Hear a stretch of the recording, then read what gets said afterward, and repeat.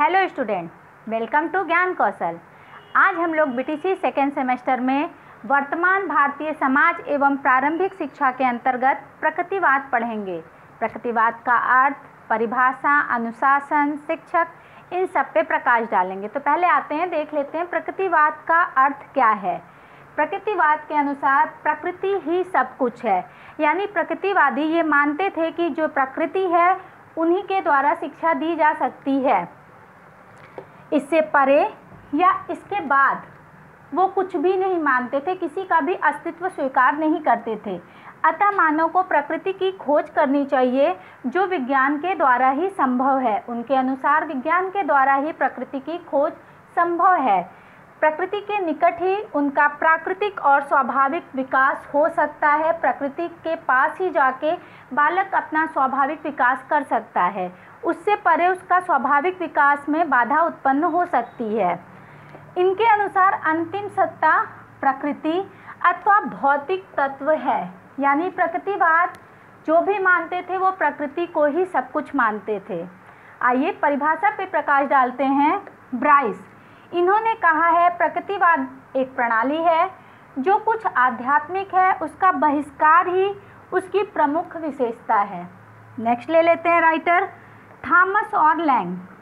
इन्होंने कहा है प्रकृतिवाद आदर्शवाद के विपरीत मन को पदार्थ के अधीन मानता है और यह विश्वास करता है कि अंतिम वास्तविकता भौतिक है, आध्यात्मिक नहीं। की विशेषताएं हम देख लेते हैं कि प्रकृतिवाद की क्या क्या विशेषताएं हैं। उनका कहना था कि प्रकृति की ओर लौटो, यानी बालक प्रकृति की ओर आके शिक्षा ग्रहण करे। पुस्तकीय ज्ञान का वो विरोध करते थे। वो बालकों को पुस्तकीय ज्ञान देने की अपेक्षा प्राकृतिक रूप से जो वो ज्ञान हासिल कर रहा है उस पर ज़्यादा जोर देते थे। वो बालक को ही सर्वोसर्वा मानते थे, यानी पुस्तक, किताबी ज्ञान प्लस शिक्षक उनके लिए कुछ भी नहीं था। जो था वो बालक ही था। बालक की स्वतंत्रता पर बल देते थे, यानी बालक जो भी शिक्षा ग्रहण कर रहा है वो पूर्णतः स्वतंत्र होकर शिक्षा को ग्रहण करे। अब आइए देख लेते हैं कि शिक्षा के उद्देश्य उनके क्या क्या थे। तो पहला है जीवन जीने की कला, यानी बालक जो भी सीख रहा है उससे अपने जीवन को उन्नत कैसे बना सकता है और बेटर कैसे बना सकता है, वो जीने की कला प्रकृतिवाद सिखाते थे। नेक्स्ट है आत्म संरक्षण करना, यानी बालक अपने आप को किस तरह से सुरक्षित रख सकता है, ये प्रकृतिवाद सिखाता है। नेक्स्ट है अवकाश के समय का सदुपयोग करना, यानी जो उसे छुट्टी मिल रही है बालक को, उस समय को वो किस तरह से अच्छा उपयोग उस समय का कर सकता है, इस पे ज़्यादा जोर दिया जाता था।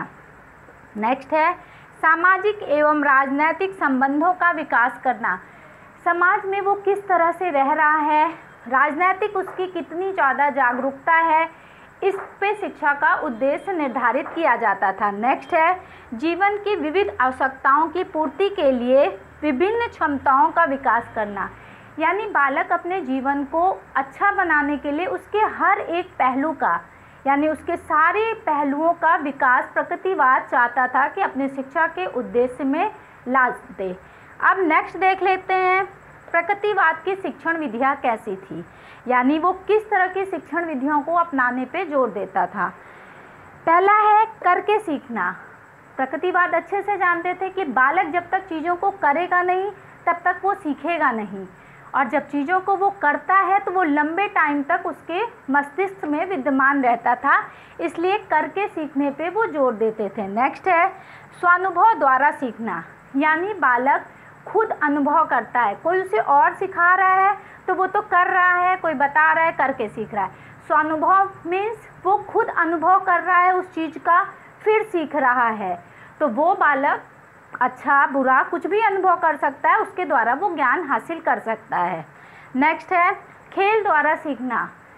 अक्सर आप देखे होंगे कि बालक खेल से ज़्यादा शिक्षा ग्रहण करता है। छोटे बच्चों को इस विधि द्वारा सिखाना बहुत ही आसान होता है, तो प्रकृतिवाद अपने शिक्षण विधियों में इनको शामिल करना उनके लिए ज़्यादा बेटर लगा है कि बालक खेल के द्वारा ज़्यादा अच्छे से सीख सकता है। नेक्स्ट है प्रत्यक्ष अनुभव द्वारा सीखना, यानी बालक को जो दिख रहा है, प्रत्यक्ष मीन्स आँखों से जो दिखाई पड़ रहा है, उसके द्वारा जब बालक देखता है तो वो ज़्यादा अच्छे से सीख पाता है। आते हैं, देखते हैं प्रकृतिवाद की पाठ्यचर्या कैसी थी, वो क्या चाहते थे अपनी पाठ्यचर्या में। तो धार्मिक शिक्षा, आपको सबको पता है कि प्रकृतिवाद केवल प्रकृति को ही सब कुछ मानते थे, तो वो धर्म को कुछ भी नहीं मानते थे, तो उनका स्थान उनके पाठ्यचर्या में बिल्कुल नहीं था। नेक्स्ट है व्यक्तिगत विभिन्नताओं को महत्व। बालक विभिन्नताओं से परिपूर्ण है, तो वो जितनी विभिन्नताएं बालक के अंतर्गत है उनको महत्व देते हुए उन्हें शिक्षित करने पे जोर देते थे।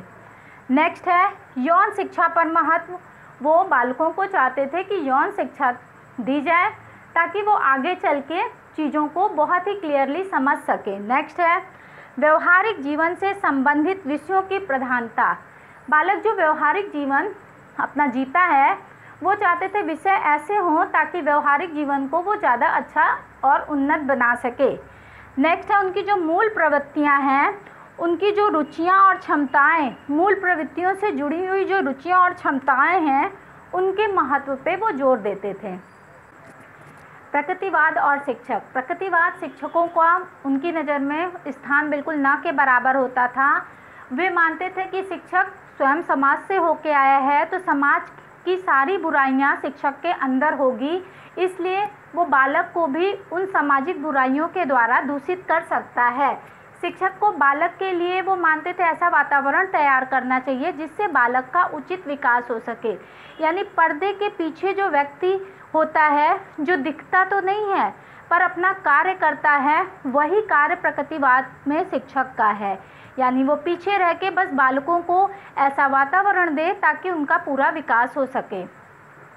अब आइए देख लेते हैं प्रकृतिवाद और बालक। वो बालक को क्या मानते थे? तो प्रकृतिवाद बालक को ही सब कुछ मानते थे, उनका केंद्र बिंदु ही बालक होता था। वो चाहते थे कि बालक को ऐसी शिक्षा दी जाए ताकि उनका पूर्णतः विकास हो सके प्राकृतिक के माध्यम से। वो बालक को ईश्वर की एक पवित्र रचना मानते थे, जो बहुत ही पवित्रता से ईश्वर बना के लाया है, जो कि सामाजिक वातावरण में आने पे वो दूषित हो जाएगा।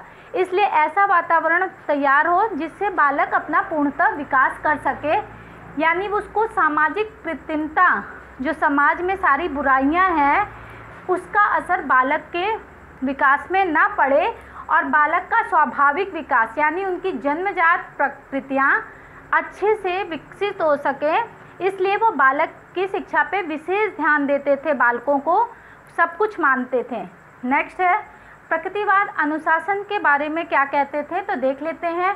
वह बाहरी अनुशासन पे नहीं जोर देते थे, वह चाहते थे कि बालक खुद से अनुशासित हो, यानी स्वयं से अनुशासित हो और मुक्त्यात्मक अनुशासन हो। ऊपर से कोई उसके ऊपर दबाव ना हो कि तुम्हें इस तरह से रहना है, ऐसे उठना है, ये खाना है, वो पीना है, नहीं। बालक प्रकृति को देखते हुए खुद से अनुशासित जीवन जिए। एक उदाहरण है उनका कि वो अनुशासन, बालक जैसे आग जल रहा है तो उसे मना नहीं करना है, बालक जाए, आग में उसका हाथ जल जाए और जलने के बाद बालक ये अनुभव करेगा कि अंगारे से हाथ जलता है, यानी आग हाथ जलाती है। उन्हें कोई बताएगा नहीं, प्राकृतिक उसे दंड दे रहा है और उससे वो अनुशासित हो रहा है, यानी वो सीख रहा है। तो प्रकृतिवाद का अनुशासन, स्वतंत्र या आत्म अनुशासन पे वो ज़्यादा जोर देते थे। अब आइए देख लेते हैं प्रकृतिवाद में विद्यालय का क्या महत्व है। तो प्रकृतिवादी ये मानते हैं कि बालक को विद्यालय में एक स्वतंत्र वातावरण देना चाहिए। उनका ये मानना है कि प्रकृति वातावरण में ही बालक को सिखाना चाहिए, लेकिन ये हमें हर उसमें संभव, यानी हर स्तर पे संभव नहीं है।